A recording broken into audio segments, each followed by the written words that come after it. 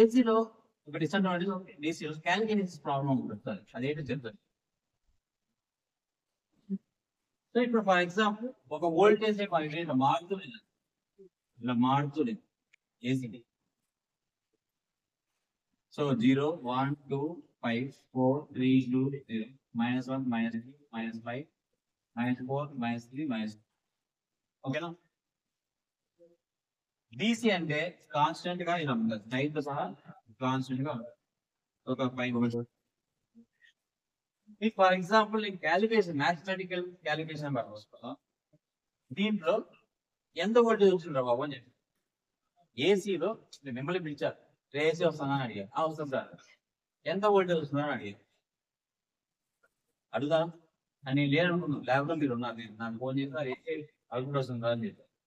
ఎంత వస్తుందా అని అప్పుడు ఏం చెప్పారు?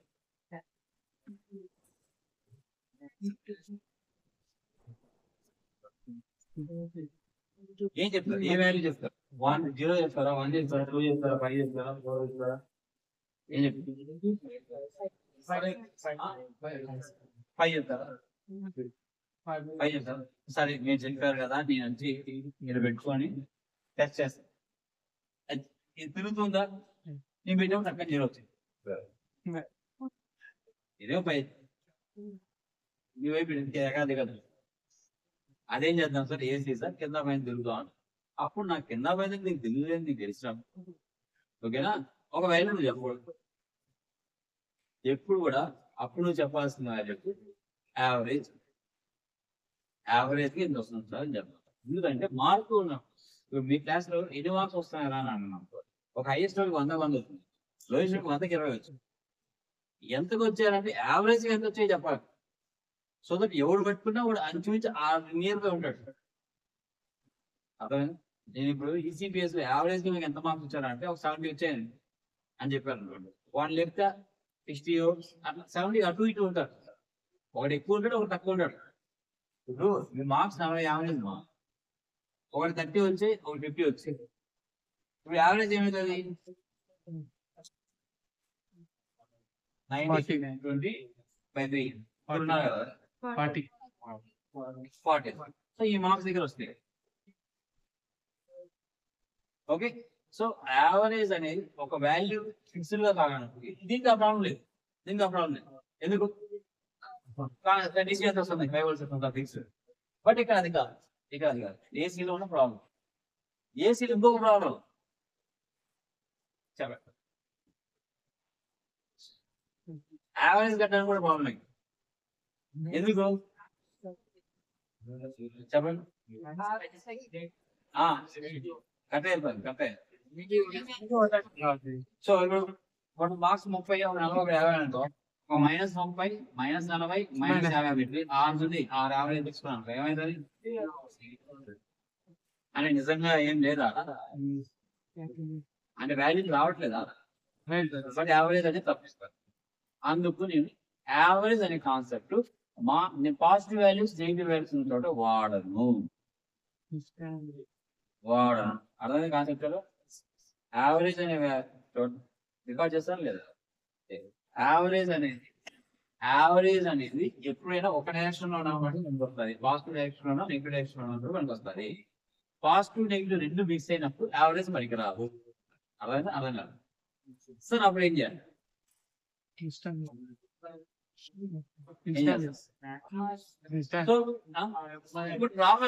నెగిటివ్ వల్ల వచ్చిన అప్పుడు ఒక మంచి ఇంజనీర్ ఆలోచన ఏం చెప్పండి, ఈ నెగిటివ్ ని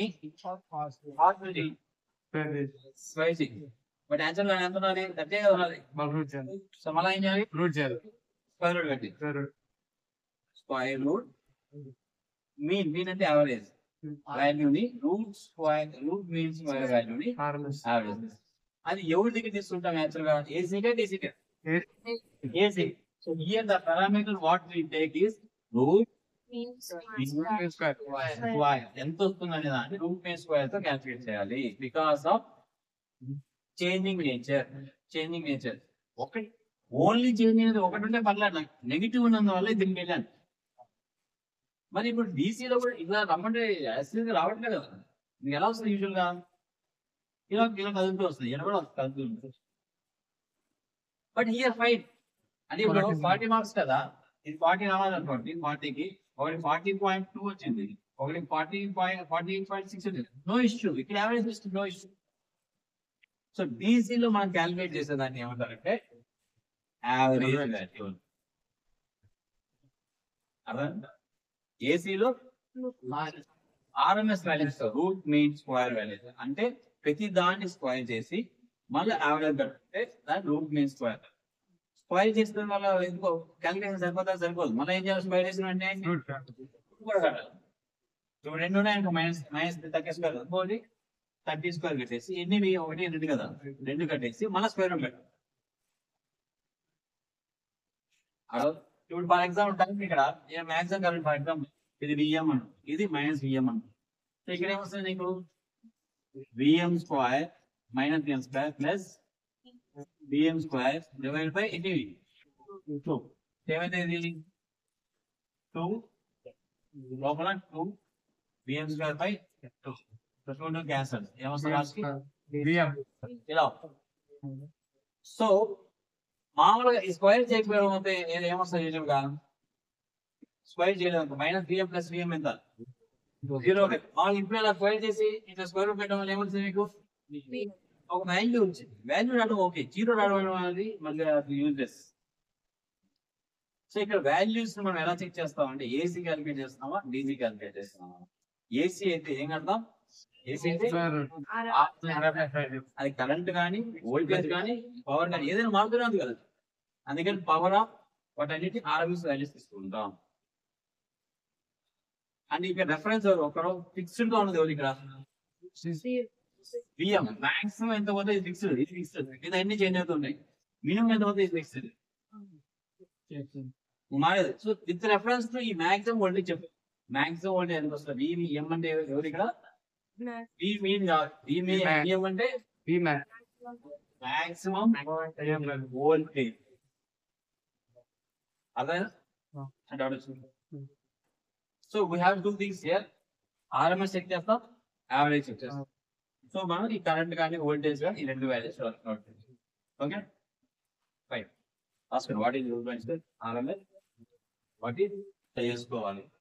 సో కరెంట్ ఎక్కువ అవుతుంది అంటే I max in sine omega tea తీసుకోవాలి, సైన్ ఒమేగా టీ తీసుకోవాలి.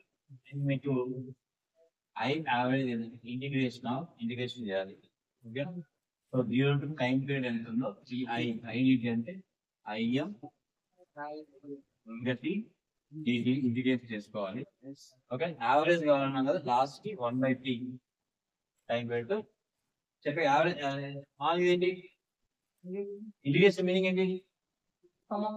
సమ్ అంటే ఎస్ అని రాస్తాం. Some of all values of this from 0 to t divide by time period. అంటే ఎంత వాల్యూస్ ఉన్నాయి ఇక్కడి నుంచి ఇక్కడికి, ఎంత వాల్యూస్ ఉన్నాయో టీ వరకు అన్నింటినీ తీసుకొని యాడ్ చేసుకుంటా పోయి ఇప్పుడు 2 ఇది 3 ఇది 4 ఇది 5 వీటన్నిటిని యాడ్ చేసి డివైడ్ బై ఇక్కడి నుంచి ఇక్కడికి ఎంత ఉందో రాస్తే తెలుస్తాం. ఇలా average calculate. So average I RMS కట్టాలంటే సేమ్ దీనికే ఇక్కడ స్క్వేర్ యాడ్ చేయాలి.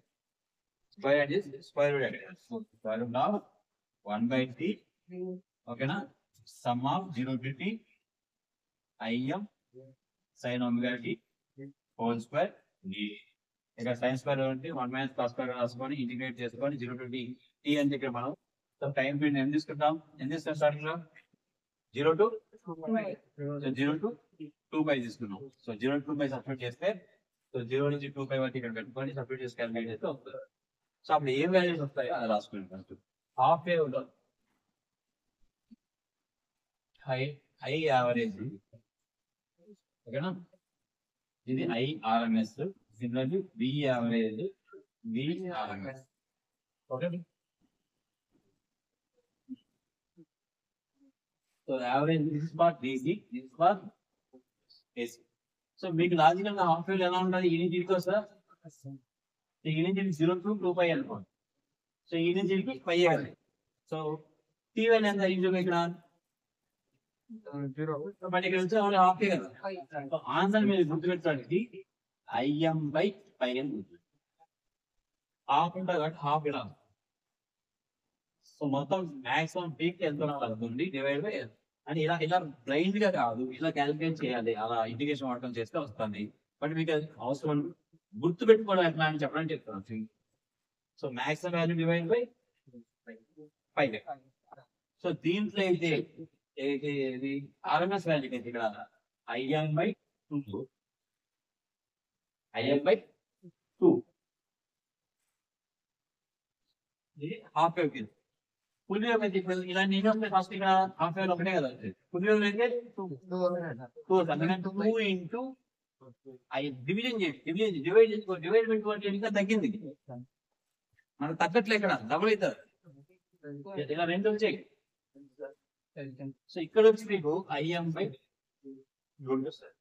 ఎట్లా చెప్పారు 1/2 1/2 ఎంత 0.5 అంటే ఎంత వస్తుంది ఇక్కడ almost maximum 50% of IM percentage చెప్పాలి నేను ఇంటూ 100 అప్పుడు ఎంత అవుతుంది 200 ఇస్తే 250. అదే ఇక్కడ బై √2 అనుకో, √2 1/2 వాల్యూ ఎంత 1/2 వాల్యూ ఎంత రేషియో చేయాలి √2 by √2. So √2 divided by √2 whole square అనేది 2 √2 అంటే ఎంత 1.45 2 1.45 by 2 ఎంత 0.007 పర్సెంటేజ్ అంటే 200 అప్పుడు ఎంత వస్తుంది మీకు ఆల్మోస్ట్ 70.7 IM. సో దానికంటే ఇట్లా ఎక్కువ వచ్చిందా లేదా, అది ఎంత 50 IM వచ్చింది ఇక్కడ ఫుల్ ఓకేనా.